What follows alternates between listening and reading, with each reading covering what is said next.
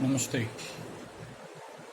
कोविड-19 का लास्ट 24 घंटे में 1000 से ज़्यादा केसेस जो हैं मार्क हुआ है और अब लगभग जो है 14,000 मार्क क्रॉस कर गया है।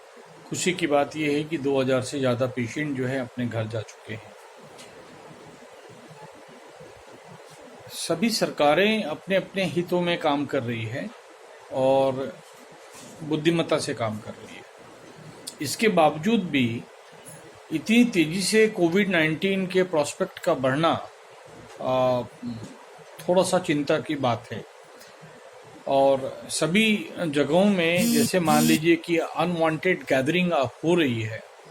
जैसे कि साउथ में हमने देखा कि किसी शादी समारोह में एक्स चीफ मिनिस्टर के बेटे की शादी समारोह में लोग एकत्रित हुए। एक पूजा में देखा कि वो एकत्रित हुए। अब जो है यूपी से राजस्थान कोटा 200 बसें जा रही हैं बच्चों को लाने के लिए।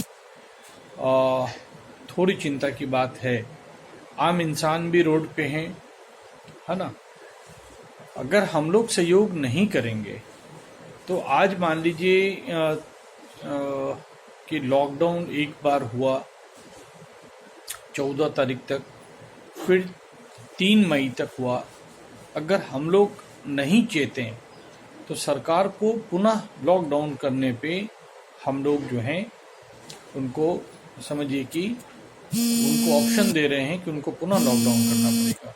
सभी नागरिकों से आग्रह है कि सब लोग इस बात को माने और अपने को और अपने समाज को, अपने परिवार को इस तरह के इन्फेक्शन से बचाए। यही मेरी आग्रह है आप लोगों से, विनती है आप लोगों से। देखिए, सभी को काम है, लेकिन उस काम के बीच में देश भी आता है जो कि आपको ध्यान रखना है। सभी को परिवार है, सभी को घूमना है, सब लिमिटेशंस हैं, लेकिन आपको एक बात का ध्यान रखना है कि आप और हम सुरक्षित हैं तभी देश सुरक्षित है। दुखी मन से इस बात को कह रहा हूँ, लेकिन आप इस बात को समझिए कि लोग अगर नहीं चेतेंगे तो बड़ी मुश्किल हो जाएगी, क्योंकि हम लोग और सभी लोगों को आइडिया है कि हो क्या रहा है और किस तरह से होगा। और इस तरह से आगे निकल के, बाहर निकल के देश में ऐसी स्थिति ना लाएं जहां पे देश कंट्रोल नहीं कर पाए।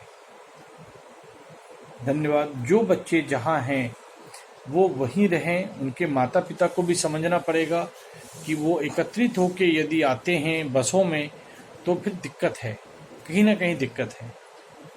और इमरजेंसी के लिए सरकार हेल्प कर रही है। धन्यवाद। नमस्ते।